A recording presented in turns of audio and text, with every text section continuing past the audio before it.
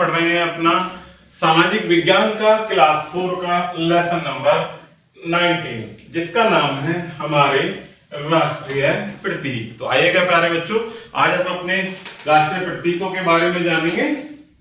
तो शुरू करते हैं। भारत एक स्वतंत्र देश है, हमें अपने देश पर गर्व है।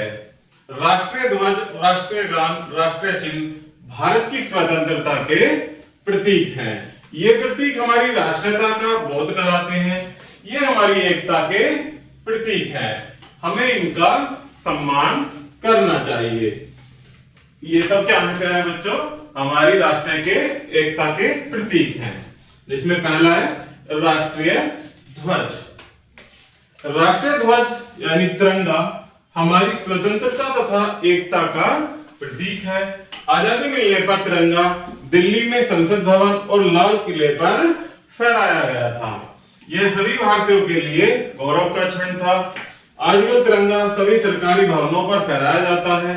राष्ट्रीय त्योहारों पर हमारे विद्यालयों में भी राष्ट्रीय ध्वज फहराया जाता है। हमें अपने राष्ट्रीय ध्वज को सम्मान देना चाहिए। हमारा तिरंगा आयताकार होता है। इसकी लंबाई चौड़ाई से 1.5 गुना होती है। इसमें समान आकार की 3 क्षैतिज पट्टियां होती हैं। सबसे ऊपर केसरिया रंग की पट्टी होती है। ध्वज में केसरिया रंग साहस तथा बलिदान का प्रतीक है। बीच की पट्टी सफेद सत्य तथा शांति का प्रतीक है, जबकि सबसे नीचे की हरी पट्टी समृद्धि का प्रतीक है। बीच की सफेद पट्टी शांति का प्रतीक है। इस सफेद पट्टी के केंद्र में नीले रंग का अशोक चक्र स्थित है। सफेद पट्टी में क्या है प्यारे बच्चों? नीले रंग का अशोक चक्र स्थित है। इस चक्र में 24 तिल्लियां हैं। यह चक्र सारनाथ वाराणसी स्थित अशोक के लौह स्तंभ से लिया गया है। ध्वज में यह चक्र न्याय का प्रतीक है। कितनी इसमें प्यारे बच्चों चक्र जो है क्या है? ये हमारे अशोक चक्र है, जो कि हमारे सारनाथ अर्थात वाराणसी में स्थित अशोक के लौह स्तंभ से लिया गया। इसमें 24 तिल्लियां हैं, जो कि चक्र न्याय का प्रतीक है। हमें अपने राष्ट्रीय ध्वज के संबंध में निम्नलिखित नियमों का पालन करना चाहिए। ये कुछ नियम दिए गए हैं प्यारे बच्चों, जिन्हें हमें अपने राष्ट्रीय ध्वज के प्रति सदैव उनका पालन करना चाहिए और याद रखना चाहिए। जिसमें पहला है कि ध्वज में केसरिया रंग की पट्टी सदैव शिखर पर रखनी चाहिए। इसे सूर्योदय से सूर्यास्त के बीच के समय में ही फहराना चाहिए। फहराते या नीचे उतारते समय राष्ट्रीय ध्वज को सावधान मुद्रा में सलाम करना चाहिए। अर्थात जब हम ध्वज को फहरा रहे हैं या नीचे उतार रहे हैं, तब हमें उसको सलाम करना चाहिए। जुलूस निकालते समय राष्ट्रीय ध्वज को सबसे आरंभ में दाएं कंधे पर अर्थात अपने राइट शोल्डर पर रखना चाहिए। फटा हुआ राष्ट्रीय ध्वज प्रयोग नहीं करना चाहिए। नेक्स्ट है राष्ट्रीय ध्वज का कपड़ा सजावट के लिए प्रयोग नहीं करना चाहिए। राष्ट्रीय ध्वज को डंडे की चोटी पर फहराया जाता है। राष्ट्रीय शोक के अवसर पर इस डंडे के आधे भाग पर बांधना चाहिए।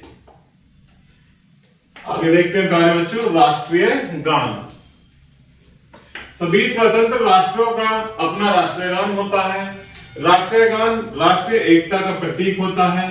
हमारा राष्ट्रीय गान महान कवि तथा लेखक गुरुदेव रविंद्रनाथ टैगोर द्वारा लिखा गया था। हमारा जो राष्ट्रीय गान है प्यारे बच्चों जनगण मन, वो किसने लिखा था? हमारे जो कवि हैं और लेखक हैं रविंद्रनाथ टैगोर जी, जिन्होंने यह राष्ट्रीय गान लिखा था। राष्ट्रीय गान हमारी एकता का भी प्रतीक है। इसे राष्ट्रीय त्योहारों तथा विशेष अवसरों पर गाया जाता है। इसे गाते समय सावधान मुद्रा में हमें खड़ा होना चाहिए। जब हम राष्ट्रीय गान गा रहे होते हैं प्यारे बच्चों, आपने अक्सर देखा होगा अपने स्कूलों में भी कि जब राष्ट्रीय गान गाया जाता है तो हम सभी सावधान की मुद्रा में खड़े होते हैं। राष्ट्रीय चिन्ह हमारा राष्ट्रीय चिन्ह सारनाथ में अशोक द्वारा बनवाए गए लौह स्तंभ से लिया गया है। कहां से लिया गया है? अशोक द्वारा बनवाए गए लौह स्तंभ से। ये आप देख सकते हैं हमारा राष्ट्रीय चिन्ह। सभी सरकारी दस्तावेजों, पत्रों, लिफाफों पर, मुद्रा के नोटों पर अंकित देखा जा सकता है। इस चिन्ह में 4 सिंह एक दूसरे से पीठ मिलाकर खड़े हुए दिखाए गए हैं। हमें केवल 3 सिंह ही दिखाई देते हैं। ये आप देख सकते हैं प्यारे बच्चों चित्र के माध्यम से।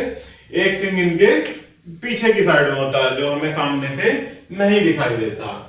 सिंहों के नीचे आधार पर दाईं ओर एक बैल तथा बाईं ओर एक घोड़ा अंकित है। ये बैल है और ये घोड़ा है।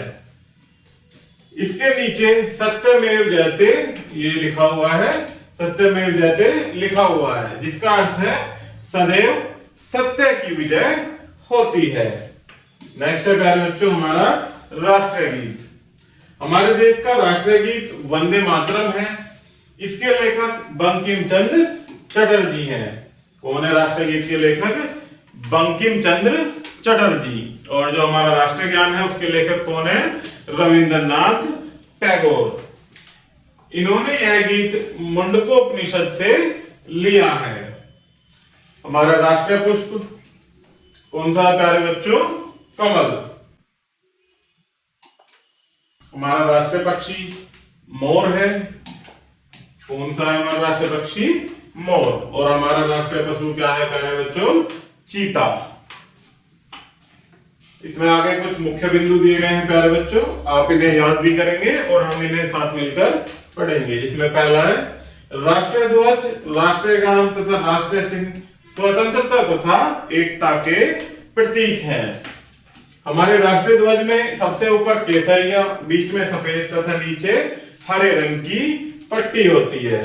राष्ट्रीय ध्वज की सफेद पट्टी के केंद्र में स्थित चक्र में 24 तिल्लियां होती हैं।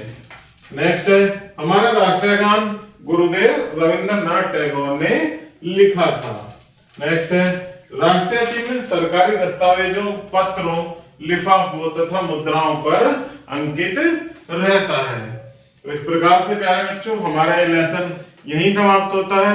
आशा करता हूं कि आपको इस लेसन के माध्यम से बहुत सारी महत्वपूर्ण जानकारियां मिली होंगी। और इस लेसन से किसी भी प्रकार की आपको क्वेरी है तो कमेंट बॉक्स में कमेंट जरूर कीजिएगा। धन्यवाद।